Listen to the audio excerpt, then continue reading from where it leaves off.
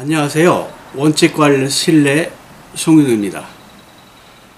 오늘 방송은 MBG 임등표 회장 등 17대 불법 감금 사건에서 피고인 중 한 분인 MBG 코리아 노어묵의 공동대표가 사망한 사건에 대하여입니다. 지난 6월 26일 공판에서 기자는 좋은 징조를 느꼈습니다.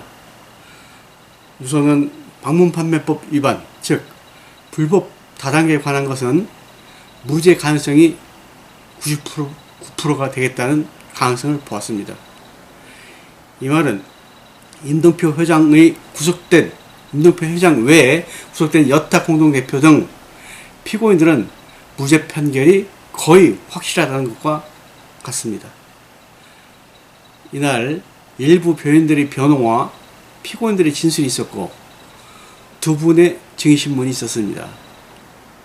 변호인의 변호인을 요약하면 피고인 임등표 회장 등과 공무관계 증빙이 없으므로 검찰의 항소는 기각시켜주고 방문판매법 위반에서 주식회사 MBG 코리아 공동대표는 허울에 불과하고 단계별 직위는 판매 장려 수단에 불과하다면서 다단계 판매 기본이라고 할 3단계 이상 하위 판매원에게 후원 수당이 지급된 적이 없어 불법 다단계 영업을 한 바 없다고 말했습니다.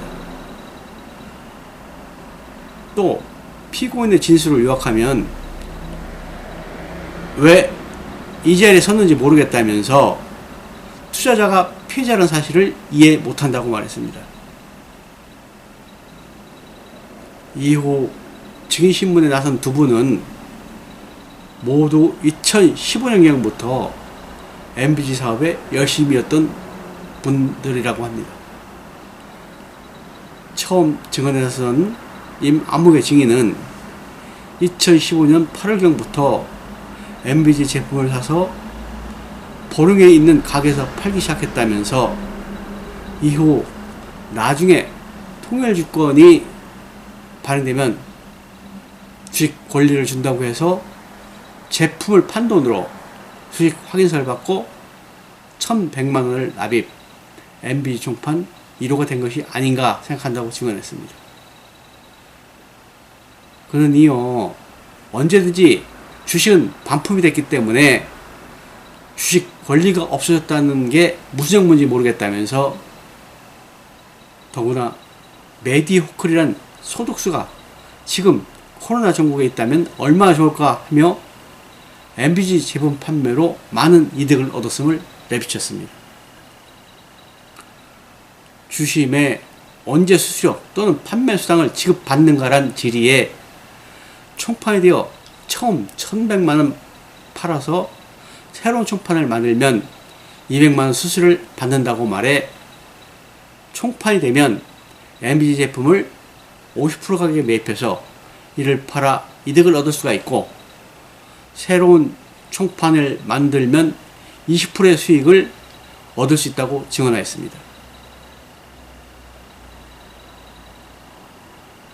증인은 마지막으로 하고 싶은 말을 해보라는 재판장의 말에 피해가 없다면서 이는 나중에 주식 가치가 제로가 되면 손해를 보겠지만 주식을 매수한 지금은 후회하지 않는다는 의미다고 말해 공권력이 피해자를 양산했음을 간접적으로 피력했습니다.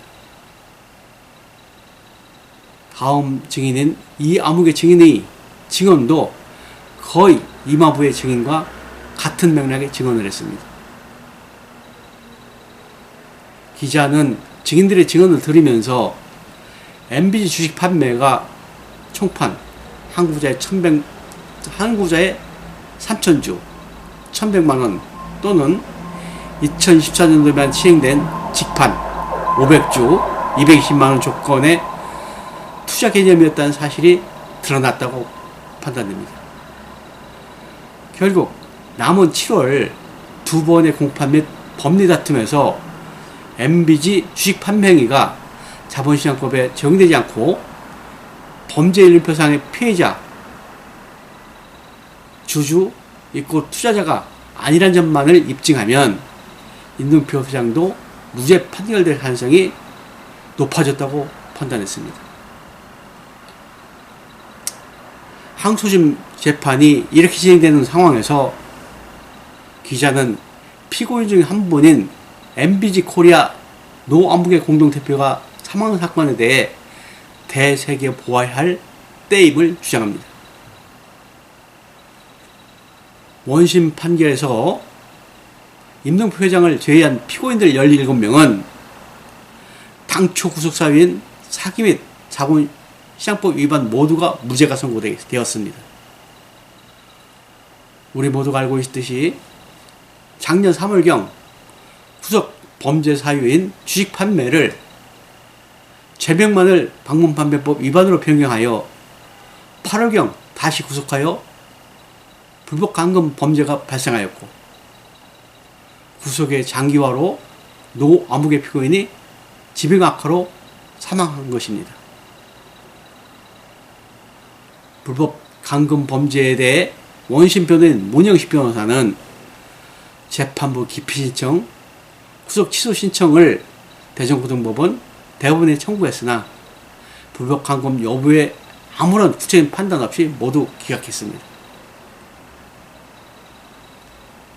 또 재판부 기피 신청을 그 재판부 마음대로 기각할 수 있도록 한 형사소송법에 대해서 유한 심판 제청을 했으나 이것도 모두 기각되어 현재 헌법재판소에 위헌 소원을 제기한 상태입니다.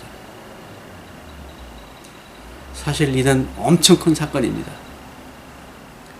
임동표 회장 등에 대한 특정 영역이 가진 서울 등에 관한 법률 위반 사기 등 사건은 서울지방경찰청 범죄수사대로부터 2018년 10월 15일 이송받아 2018년 12월 14일 관련자들에 대한 괴뢰 수색을 시작으로 본격적으로 수사에 착수, 2019년 1월 2일 MBG 본사 사무실 등에 대하여 압수수색을 통해 물적 증거를 확보하고 관련 참고인 및 피고인들을 조사, 구속수사가 불가피하다고 판단해 2019년 2월 15일 임동표 회장 등에 대해 구속영장을 청구, 2월 20일 구속영장이 발부된 것입니다. 이후 보완수사를 거쳐 2019년 3월 7일 임동표 회장 등은 특정경제 가중처벌 등에 관한 법률 위반 사기 및 자본시장법 위반으로 구속 기소되었습니다. 이 과정에서 2월 초경 TV조선 탐사보도 등 악질적인 뻥튀기 보도가 있었습니다. 여기에서 MB 주식을 판매한 행위가 자본시장법 적용이 합당한지와 특가법상의 사기에 해당한가는 현재 항소심에서 치열한 법리 공방 중입니다. 기자는 전원 무죄 선고받을 것으로 기대하고 있습니다.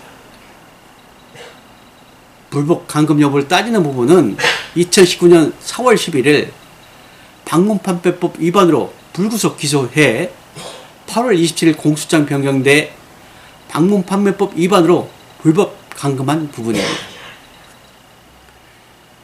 2019년 8월 27일 변경된 공소장을 보면 주식회사 MB주식을 판매하면서 단계적으로 다단계 판매원으로 가입시키고 부소장 이상 직급으로 승진하는 경우 하위 판매원의 매출 시작에 대하여 직급에 따라 정해진 비율의 후원수당을 지급하는 방법, 즉 매출을 일으킨 해당 판매원의 부사장급 이상 상위 판매원 중 직상급 한 명에게만 지급한 것으로 다단계 판매 조직을 운영하였다고 명시되어 있습니다. 또 피고인들은 공모하여 당국에 등록을 하지 아니하고 다단계 판매 조직을 개설, 관리 또는 운영하였다고 명시되어 있습니다. 즉 방문판매법 위반 불법 다단계 범죄를 증빙하면서 후원수당을 직상급 한 명에게만 지급하였다고 명시했지만 다르게 판매는 3단계 이상에게 후원수당을 지급해야 합니다. 한 명, 즉 1단계만 후원수당이 지급되는 것은 법에서 규정한 다단계가 아닙니다. 즉 공소장에 범죄 사실의 기재가 없습니다. 이는 범죄 사실이 아님에도 구속했다는 것과 같습니다. 형법 제124조 불법 체포, 불법 감금 규정은 인신 구속에 관한 직무를 행하는 자가 그 직권을 남용하여 사람을 체포 또는 감금할 때 관한 것으로 바로 MBC그룹 임동표 회장 등의 불법 감금이 이에 해당됩니다. 더구나 노 암흑의 피고인처럼 불법 감금에 의한 사망의 경우에는 특정 범죄, 가중처벌 등에 관한 법률 제4조의 2 체포, 감금 등의 가중처벌 규정 제2항에 형법 제124조 125조에 규정된 죄를 범하여 사람을 사망에 이르게 한 경우에는 무기 또는 3년 이하의 징역에 처한다고 규정되어 있습니다. 결론적으로 작년 대선을 떠들썩하게 한 MBC 투자 사기 사건은 공권력이 MBC그룹 임동표 회장 등에게 불법 감금이라는 범죄를 저질러 회사를 망하게 하였고 4,000명 이상의 주주들에게 피해를 끼치고 물론 특히 불법 감금한 피고인을 사망하게 한 사건입니다. 대전지방경찰청 특수검사들과 대전지방법원 제12형사부 재판부, 대전고등법원 해당 재판부, 대법원 해당 대법관들을 엄벌에 처해야 합니다. 방문판매법 위반이 무죄 확정되면 검사가 공소장 변경하여 MBC가 불법 다단계로 주식 판매 구속한 것이 불법 감금이라는 것이 판결하는 것과 같습니다. 대전지검 특수부검사와 대전지방법원 형사신부 재판관을 형법 제124조 불법 체포, 불법 감금 및 특정 범죄 가중처벌 등에 관한 법률 제4조의 2 체포, 감금 등의 가중처벌 제2항 형법 제124조 125조에 규정된 죄를 범하여 사람을 사망에 이르게 한 경우에는 무기 또는 3년 이하의 징역에 처한다는 규정에 따라 고소함이 옳습니다. 권리 위에 잠자는 자는 보호받지 못한다는 법원이 있습니다. 개인의 권리는 스스로 주어지지 않습니다. 상대방이 내 권리와 자유를 부당하게 제약했다고 판단된다면 그것을 찾기 위해 노력해야 합니다. 그 대상이 설사 국가기관이나 공권력이라도 마찬가지입니다. 인권TV 송인웅이었습니다. 감사합니다.